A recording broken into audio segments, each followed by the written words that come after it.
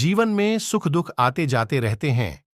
जो लोग भक्ति करते हैं उनके जीवन में भी दुख आते हैं, लेकिन भगवान की कृपा से उन्हें बाधाएं दूर करने के लिए साहस मिलता रहता है। भक्ति से मन शांत होता है और शांत मन से किए गए कामों में सफलता जरूर मिलती है। महाभारत के युद्ध के बाद की घटना है। युद्ध खत्म हो गया था, पांडव जीत चुके थे। उस समय भीष्म पितामह अपने शिविर में बाणों की शैया पर लेटे हुए थे। उनके पूरे शरीर पर तीर लगे हुए थे। श्री कृष्ण पांडवों के साथ भीष्म पितामह के पास पहुंचे। श्री कृष्ण ने भीष्म से कहा कि आप पांडवों को राजधर्म का ज्ञान दीजिए। उस समय भीष्म पितामह की आंखों में आंसू थे। ये देखकर पांडवों को आश्चर्य हुआ।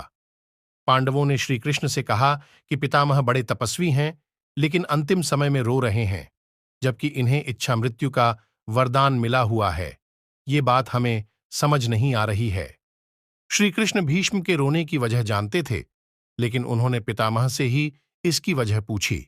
भीष्म ने कहा कि आप तो मेरे रोने की वजह जानते ही हैं। मैं पांडवों को बताना चाहता हूं कि मेरी आंखों में आंसू मृत्यु की वजह से नहीं है। मेरी आंखें तो कृष्ण लीला देखकर भीग गई हैं। मेरे मन में ये विचार आ रहा है कि जिन पांडवों के रक्षक श्री कृष्ण हैं, उनके जीवन में भी एक के बाद एक बड़ी बड़ी विपत्तियां आती गईं।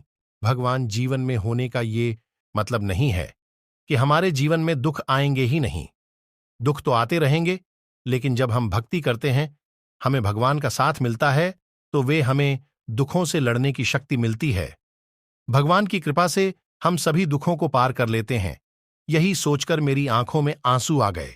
भीष्म सरसैया पर पड़े हुए थे और फिर श्री कृष्ण के कहने पर उन्होंने युधिष्ठिर को शोक दूर करने के लिए राजधर्म, मोक्ष धर्म का उपदेश बड़े विस्तार के साथ दिया। इस उपदेश से युधिष्ठिर के मन का गिलानी पश्चात दूर हो जाता है।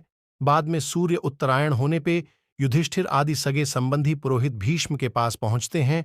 उन सब से भीष्म पितामह ने कहा, गए मेरे भाग्य से माघ महीने का शुक्ल पक्ष आ गया। अब मैं अपना शरीर त्यागना चाहता हूं।